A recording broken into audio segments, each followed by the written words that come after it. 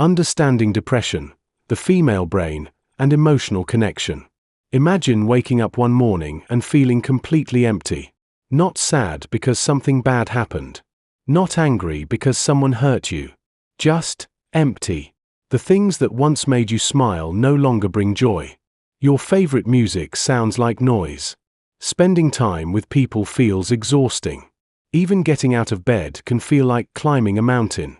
This is how millions of women experience depression every single day. Despite how common it is, depression remains one of the most misunderstood mental health conditions in the world. Many people still believe it's simply a matter of thinking positively or trying harder. But depression is far more complicated than sadness. It changes the way the brain works.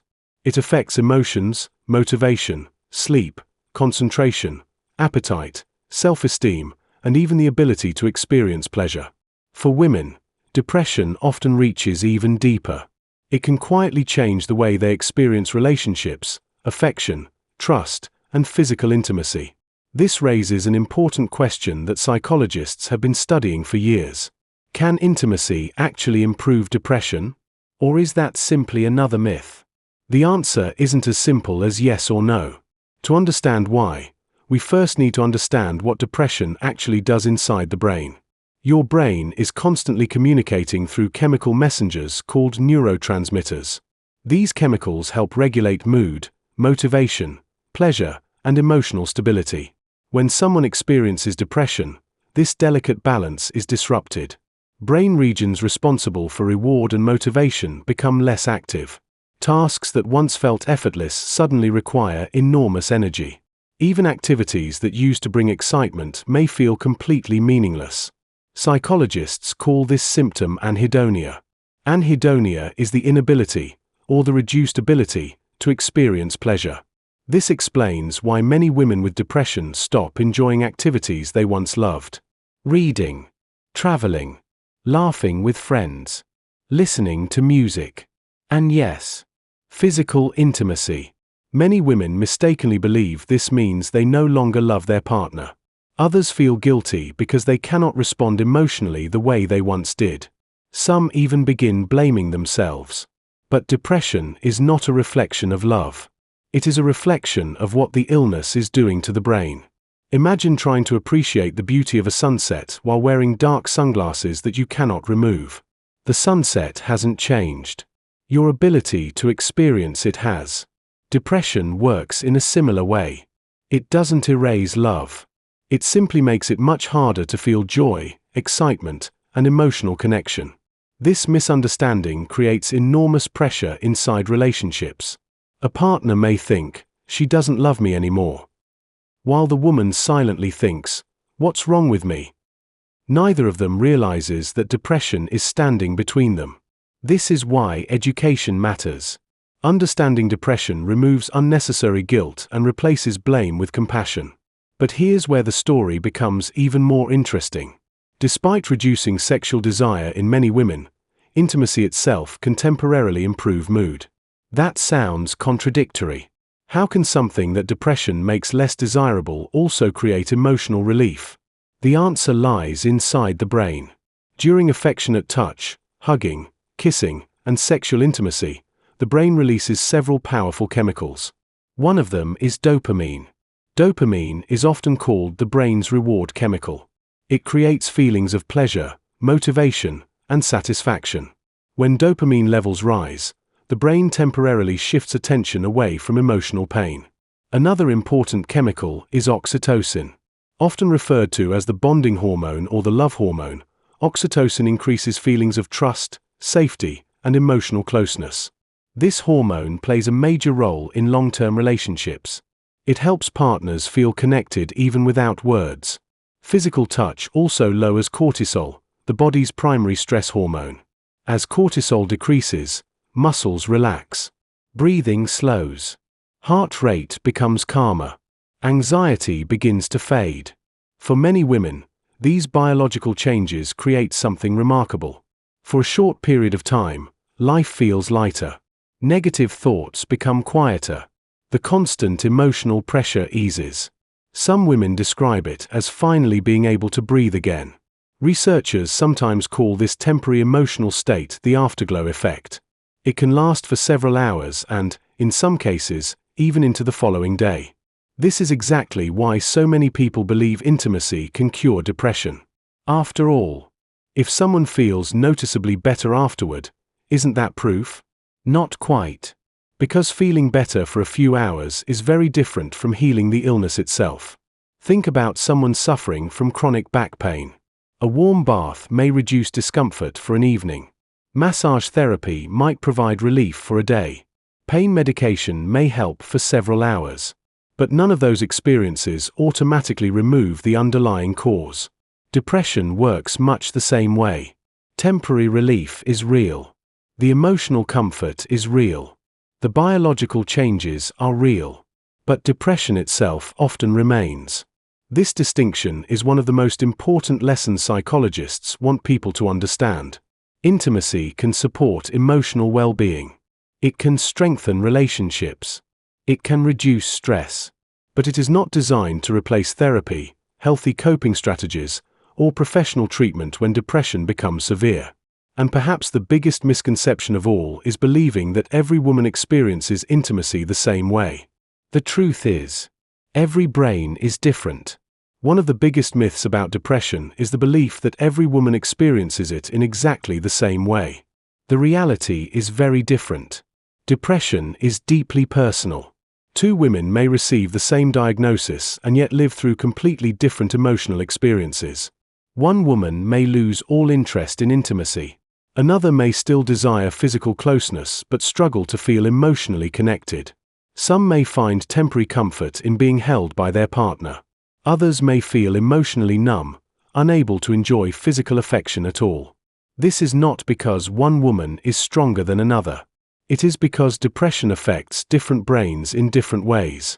Scientists have discovered that depression involves multiple biological, psychological, and social factors working together.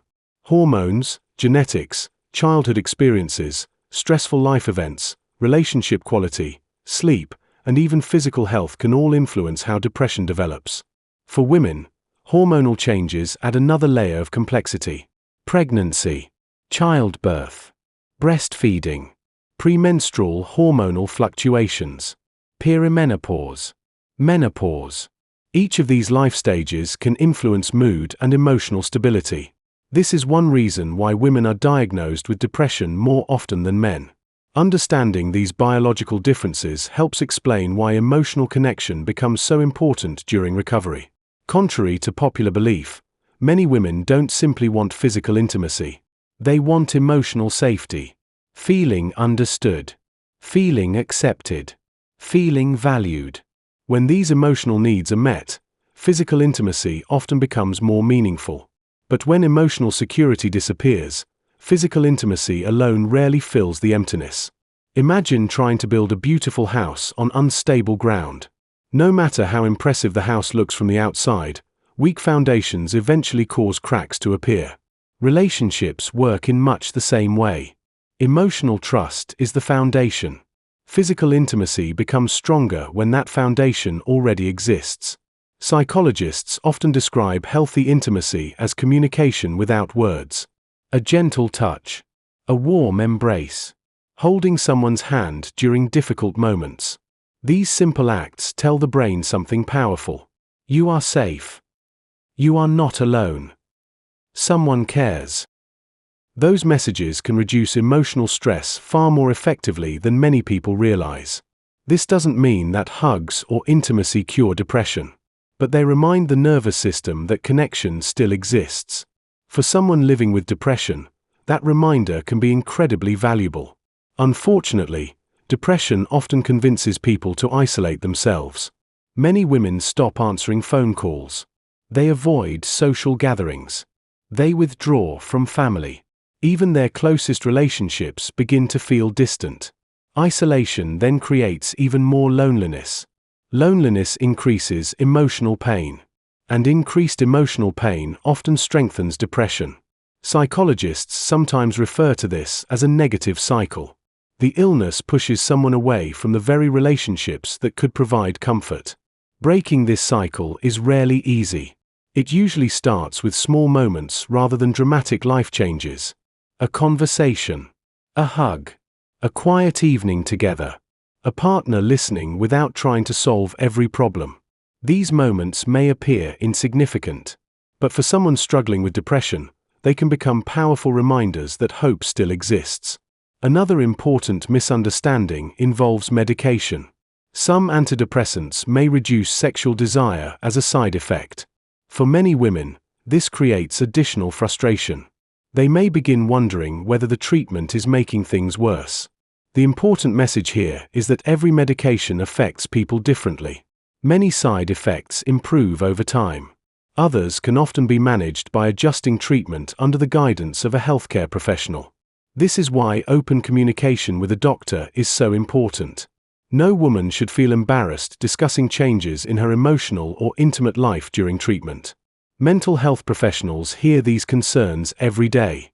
There is no shame in asking questions. There is no shame in seeking help. And there is certainly no shame in depression itself. Perhaps the most dangerous myth of all is believing that depression is simply a lack of willpower.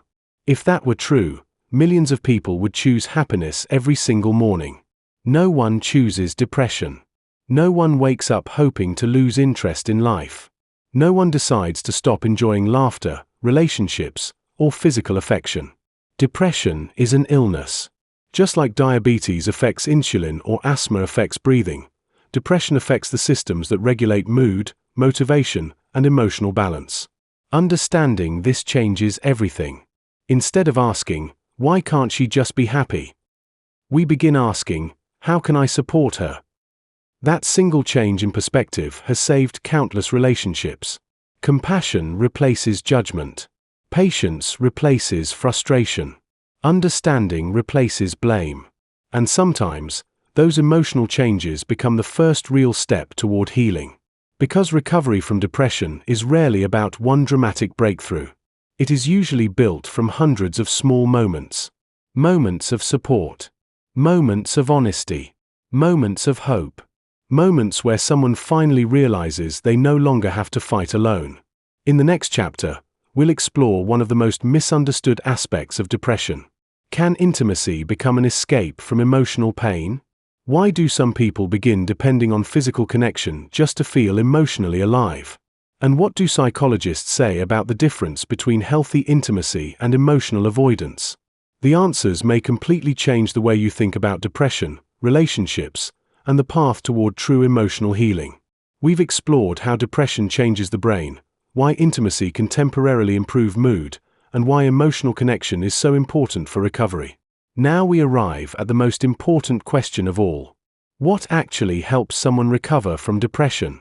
The answer may surprise you. It isn't one miracle treatment. It isn't one conversation.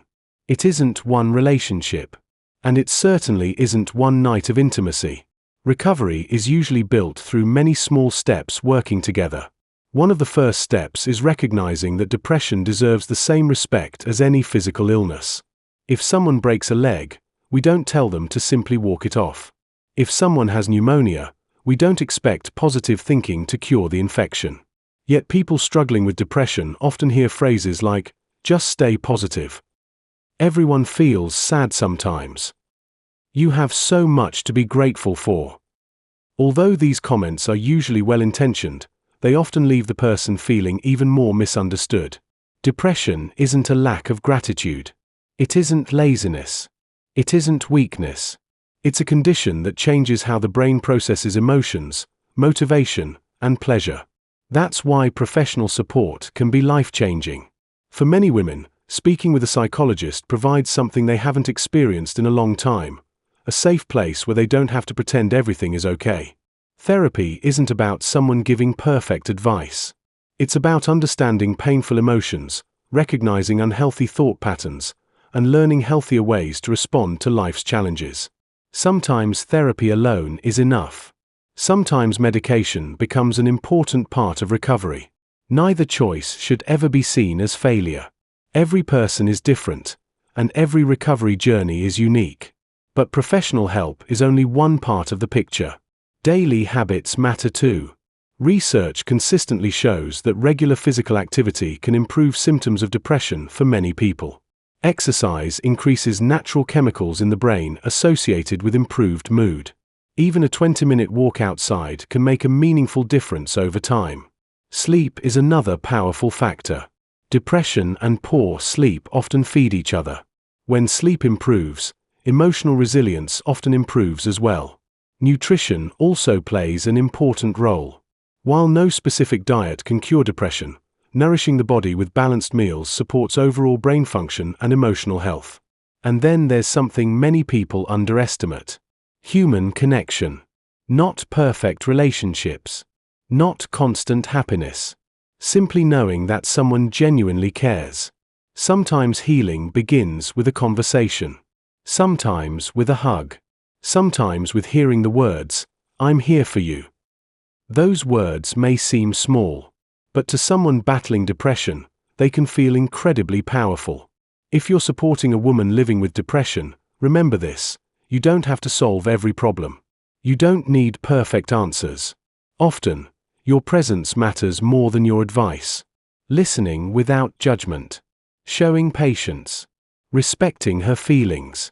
These simple actions create emotional safety. And emotional safety allows healing to begin.